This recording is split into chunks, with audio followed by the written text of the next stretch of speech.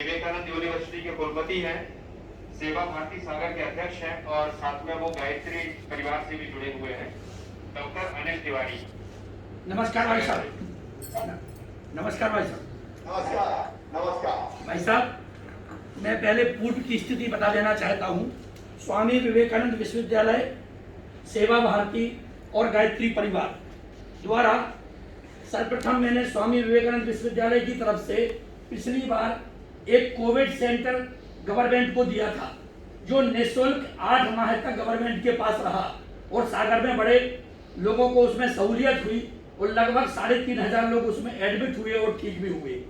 गायत्री परिवार द्वारा 50,000 मास्क घर घर में बना के निःशुल्क प्रशासन की मदद से, सागर प्रशासन की मदद से हम लोगों ने बांटे थे। सेवा भारती द्वारा भी जो प्रवासी यहाँ निकल रहे थे, उन प्रवासियों को लगभग 1 लाख प्रवासियों को भोजन करवाया था।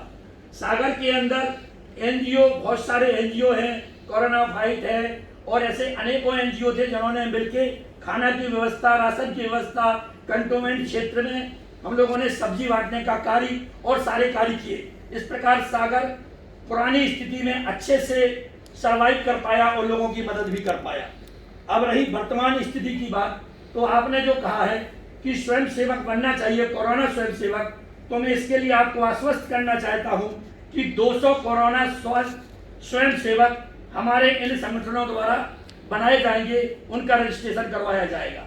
साथ ही आपसे निवेदन है कि जो भी रजिस्ट्रेशन कराएं उनको कुछ परिचय पत्र टाइप का जरूर निकल के आए, ऑनलाइन आए, ताकि वो लगा सके और जो रोक टोक करें तो कोई यदि बोलता है तो कहते हैं सरकार की तरफ से हमने रजिस्ट्रेशन करवाया है इसलिए मैं रोक टोक रहा हूँ, उनको थोड़ी सहूलियत हो जाएगी।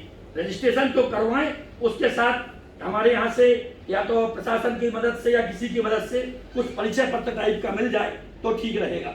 और एक और बात हमारे सागर की तरफ से आई है भाई साहब, कि जो कोरोना में जो लोग एडमिट हो जाते हैं, तो एडमिट जो घर में जो आइसोलेट होते हैं वो जल्दी ठीक होते हैं, लेकिन हॉस्पिटल में उनके परिजन उनको नहीं देख पाते, तो उनको लगता है कि मैं बहुत ज्यादा परेशान हो गया और उनका मनोबल टूट जाता है। तो उनका मनोबल बढ़ाने के लिए ऐसा यदि प्रशासन कर पाए कि एक परिजन, एक दिन में एक परिजन कम से कम पूरी सुरक्षा के साथ चेहरा दिखा पाए मरीज को, तो उसका आत्मबल बढ़ेगा और वह जल्दी ठीक हो पाएगा। साथ ही एक विचार और हमारे सागर की तरफ से आया है कि जो होम आइसोलेट रहते हैं उनको ऑक्सीजन की सिलेंडर की व्यवस्था वॉलेंटियर्स के द्वारा की जा सकती है, हम एनजीओ के माध्यम से उपलब्ध करा सकते हैं। यदि आपका आह्वान होगा तो हम लोग सब मिलके सिलेंडर भी उपलब्ध करा देंगे और घर घर में ऑक्सीजन लेने से लोग जल्दी भी ठीक हो जाएंगे। ऐसा प्रयोग हैदराबाद में हुआ भी है। हैदराबाद में एनजीओ के द्वारा सिलेंडर इकट्ठे करवाए गए और वॉलेंटियर्स की मदद से जो होम आइसोलेट है उनको उपलब्ध कराए गए, तो उनका रिकवरी रेट ठीक हो गया।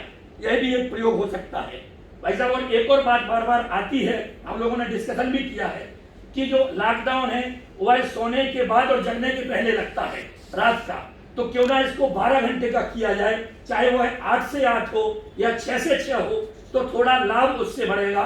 और इस चेन को तोड़ने के लिए कम से कम 2 दिन का ब्रेक तो बीच में होना ही चाहिए। संडे लॉकडाउन, सैटरडे लॉकडाउन, यदि 2 दिन का ब्रेक करते हैं तो यह चेन ब्रेक होगी लॉकडाउन से, तो इसमें भी प्रदेश को बाहर निकलने के लिए मदद मिलेगी।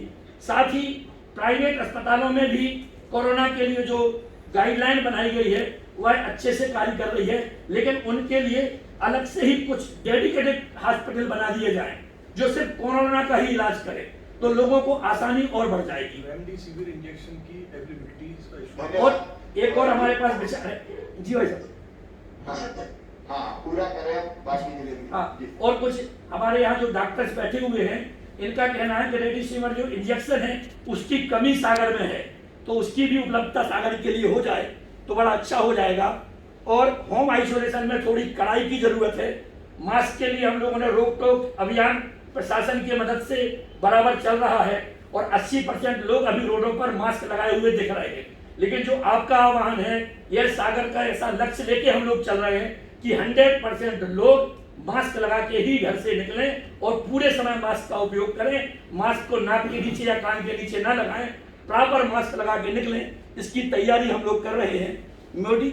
और एक और भाई साहब विचार है कि मेडिकल स्टोर पर भी कोरोना की एक किट डॉक्टर के द्वारा जो आपने गाइडलाइन जारी की हुई है उससे बना के मेडिकल स्टोर रख ले, ताकि यदि कोई आता है डॉक्टर के पास नहीं पहुंच पाता है तो वहां जाके वह किट लेके कम से कम प्राथमिक उपचार तो कर ले, उसके बाद उसको जरूरत पड़ेगी तो जैसा हो जाएगा। लेकिन यह बड़ी समस्या है, लोग बताना नहीं चाहते। सर्दी जुकाम होती है, अपन बात करते हैं, वो कहते नहीं थोड़ा सा सर्दी है, थोड़ा सा सर्दी है। लोगों के घर भी जाते हैं भाई साहब, तो भी भाई कहते नहीं मेरे को कल मैंने ज्यादा मेहनत कर ली थी तो बुखार आ गया, लेकिन कहीं ना कहीं वह संक्रमित होते हैं, तो उनको भी थोड़ा। ठीक है तिवारी जी जी भाई साहब, धन्यवाद। जी धन्यवाद तिवारी जी, बहुत सारे सुझाव आपने दिए। अब मैं श्री परमिंदर सिंह दुग्गल जो कि ट्रक